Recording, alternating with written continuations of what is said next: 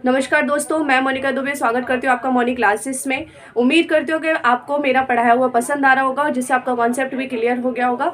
मैं छोटी छोटी वीडियो इसलिए डालती हूँ ताकि आपको छोटे छोटे टॉपिक के साथ आपको उस वीडियो का कॉन्सेप्ट पढ़ाया हुआ एक एक समझ में आ सके और उतना ही आपको बताती हूँ जितना पेपर में पूछा जाता है। हमने जैसे अपनी पिछली क्लासेस में देखा था, उसमें हमने पढ़ा था अपभ्रंश, उपभाषाएं और बोलियों का विकास और उसका क्षेत्र, कि किस अपभ्रंश से कौन कौन सी उपभाषा निकली, उपभाषाओं से कौन सी बोलियां आई और बोलियों से बोलियां जो है वो कौन कौन से क्षेत्रों में बोली जाती है। तो उम्मीद करती हूँ कि आप लोगों को वो सारा क्लियर हो गया होगा। आज हम अपनी क्लास में पढ़ेंगे बोलियों का उपनाम और उपबोली। तो बोलियों का जो उपनाम है, जैसे मैंने बताया कि मेरा नाम दूसरा है, मोनी है, मोनिका है, ऐसे आप लोगों का अलग अलग नाम होगा। कोई आपको लड्डू सड्डू प्यार से कुछ भी बुलाता होगा। इसी तरीके से इन बोलियों को भी उपनाम दिए गए। ठीक है, उपनाम क्या क्या थे? हरियाणवी को जो दूसरा नाम दिया गया वो कौन कौन सा था? बंगारू और देशवाली। बंगारू और देशवाली क्या कहा गया? बंगारू और देशवाली। किसका? हरियाणवी का। उसके बाद ब्रजभाषा, ब्रजभाषा को अंतर्वेदी कहा गया। फिर अवधी, अवधी को कौसली और बेसवाड़ी कहा गया। क्या कहा गया? कौसली और बेसवाड़ी। कौरवी को खड़ी बोली। फिर छत्तीसगढ़ी को खलाटी और लरिया। बघेली को रिबाई। बुंदेली को बुंदेलखंडी। डिंगल को बाठ भाषा और पिंगल को नाग भाषा। आपको समझ में आया? एक बार हम दोबारा रिवाइज करेंगे। हरियाणवी को क्या बोला जाता है? हरियाणवी को बताओ आप लोग मुझे, क्या बोला जाता है? बंगारू और देशवाली। बंगारू और देशवाली क्या कहा जाता है? बंगारू और देशवाली। ब्रजभाषा अंतर्वेदी, ब्रजभाषा को अंतर्वेदी। अवधी को बेसवाड़ी और कौसली, बेसवाड़ी और कौसली। कौरवी खड़ी बोली, यानी खड़ी बोली को कौरवी। छत्तीसगढ़ी खलाटी और लरिया, खलाटी और लरिया। बघेली रिवाई। बुंदेली बुंदेलखंडी। डिंगल भाट भाषा। पिंगल नाग भाषा। याद हुआ आप लोगों को? एक बार मेरे साथ पढ़ो फिर दोबारा से। हरियाणवी, हरियाणवी बंगारू देशवाली। ब्रजभाषा अंतर्वेदी। अवधी कौशली बेसवाड़ी। छत्तीसगढ़ी खलाटी और लरिया। कौरवी खड़ी बोली। बघेली रिवाई। बुंदेलखंडी बुंदेलखंडी। पिंगल पिंगल नाग भाषा। डिंगल भाट भाषा। याद हो गया आप लोगों को? ये इनके उपनाम है। यानी अगर आपसे पूछ लिया जाए कि अगर आपसे ये पूछ लिया जाए कि खलाटी किस अपभ्रंश से विकसित हुई है, तो आपको याद होना चाहिए अर्धमागधी अपभ्रंश से और पूर्वी हिंदी की बोली है। पूर्वी हिंदी की बोली है खलाटी। इसका मुख्य नाम क्या है? छत्तीसगढ़ी। तो इसीलिए बेटा आप लोग को उपनाम भी इनके याद होने चाहिए। ठीक है, उसके बाद हम आते हैं कि प्रमुख बोलियों के जो उच्चारण, जैसे मैंने बताया था ना कि आकार बहुला, ओकार बहुला और इकार बहुला। ठीक है, तो कुछ बोलियां जो हमारी है वो ओकार बहुला है, कुछ हमारी आकार बहुला है और कुछ हमारी इकार बहुला है। तो हमारी जो ओकार बहुला बोली है वो कौन कौन सी है? ब्रजभाषा, बुंदेली, कन्नौजी। ये तो तीन हुई पश्चिमी बोली की। फिर है दो पहाड़ी, कुमाऊनी और गढ़वाली। फिर दो राजस्थानी, मारवाड़ी और मालवी। अब याद करो फिर से। औकार बहुला में जो हमारी बोलियां हैं उनमें तीन पश्चिमी हिंदी है, दो राजस्थानी है और दो हमारी पहाड़ी है। तो पश्चिमी हिंदी की कौन कौन सी हैं? ब्रजभाषा, बुंदेली और कन्नौजी, ये हमारी पश्चिमी हिंदी की हुई। मारवाड़ी और मालवी, ये हमारी राजस्थानी की हुई। और पहाड़ी में दो ही बोलियां बेटा, गढ़वाली और कुमाऊनी। और दोनों बोली हमारी कौन सी है? ओकार बहुला। कौन सी हमारी? ओकार बहुला। याद हो गया आपको कि ओकार बहुला में हमारी कौन कौन सी बोलियां आती हैं? ब्रजभाषा, बुंदेली और कन्नौजी। ब्रजभाषा, बुंदेली और कन्नौजी। उसके बाद हमारी पश्चिमी पहाड़ी की दो बोलियां हैं, गढ़वाली और कुमाऊनी। फिर हमारी राजस्थान की दो बोलियां हैं, मारवाड़ी और मालवी। ये हमारी जो हमारी सात बोलियां हैं ये किस में आती हैं? औकार बहुला में। फिर हम आते हैं आकार बहुला। तो आकार बहुला बेटा है कौरवी और दक्षिणी। कौरवी का अन्य नाम क्या है? आप लोग मुझे कमेंट करके बताओगे कि कौरवी का अन्य नाम क्या है, यानी कौरवी का उपनाम क्या है।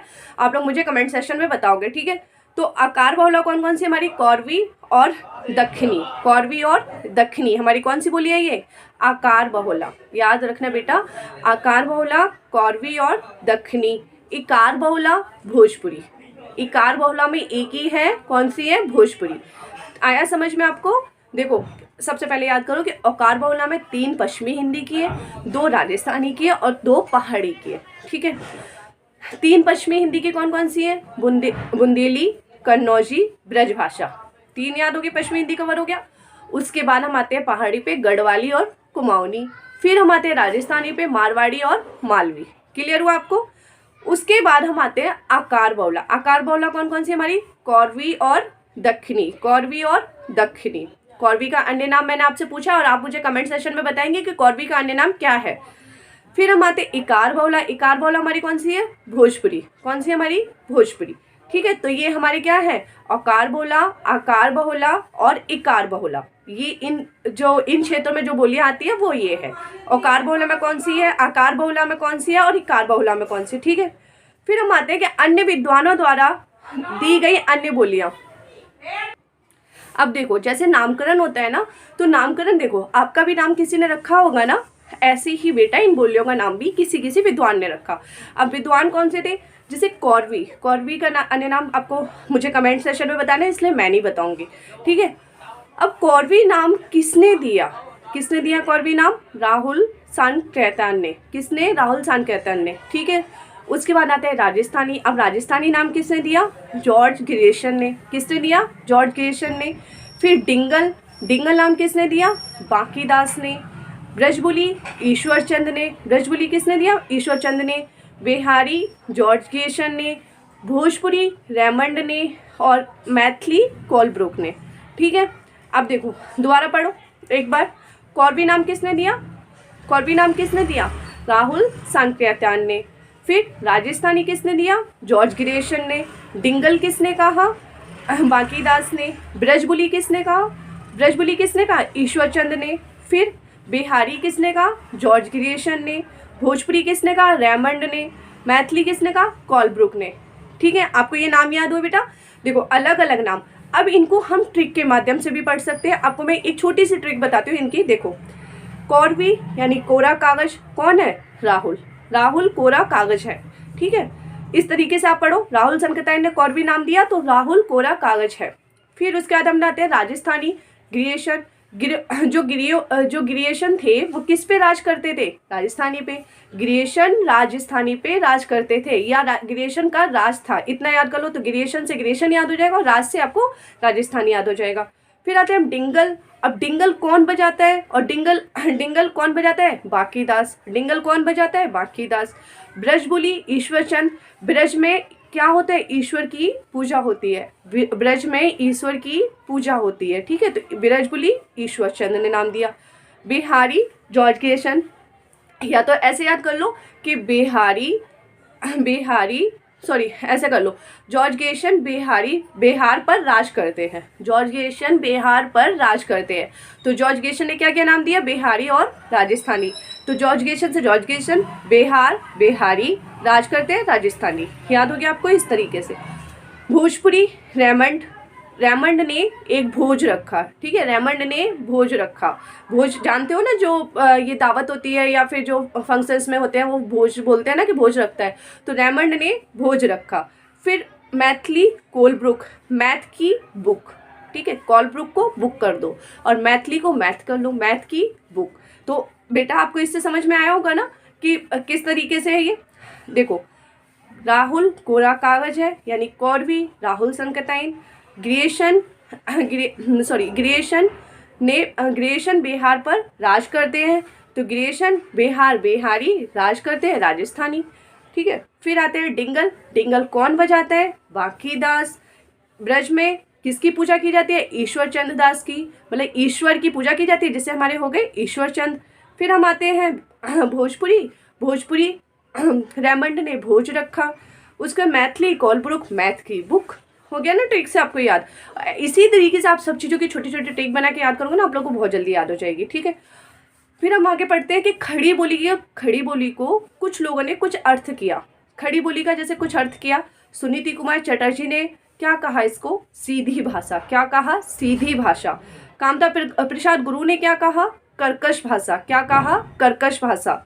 गिलक्राइस्ट ने क्या कहा? गवारू बोली। क्या कहा? गवारू बोली। किशोरी दास वाजपेयी ने खड़ी पाई से संबंधित माना इसको। और अन्य भाषा वैज्ञानिक ने इसे खरी या शुद्ध बोली कहा। खरी या शुद्ध बोली कहा।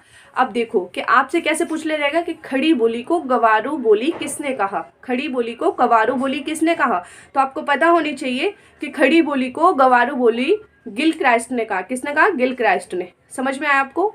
क्लियर हो गया आपको ये चीज? अब देखो सुनीति कुमार चटर्जी ने क्या कहा? सीधी भाषा। क्या कहा? सीधी भाषा या सीधी बोली।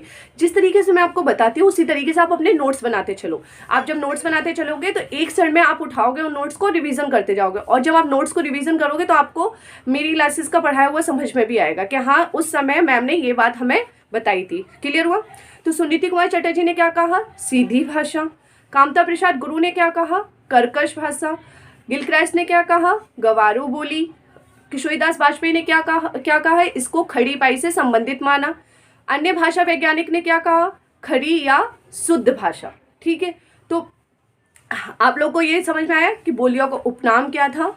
ठीक है, बोलियों को उपनाम किसने दिया? बोलियों को जो उपनाम दिया था वो किसने दिया था? बोलियों के अन्य उपनाम क्या थे? बोलियों के उपनाम किसने दिए? खड़ी बोली के संबंधित क्या अर्थ निकाले गए? आप लोगों को क्लियर हुआ ये कि नहीं हुआ? अगर आप लोगों को क्लियर नहीं हुआ है तो आप मुझे कमेंट सेक्शन में कमेंट करके पूछ भी सकते हैं, और मेरी क्लासेस में आप लोगों को कोई कमी लगती है तो आप लोग मुझे कमेंट सेक्शन में बता भी सकते हैं। प्लीज़ मेरे चैनल को ज़्यादा से ज़्यादा सब्सक्राइब करें, लाइक करें और शेयर करें। आप लोगों को आशा है कि आप लोगों के सारे कॉन्सेप्ट मेरी इन वीडियो से क्लियर हो गए होंगे। धन्यवाद। मिलते हैं अगली क्लास में अगले टॉपिक।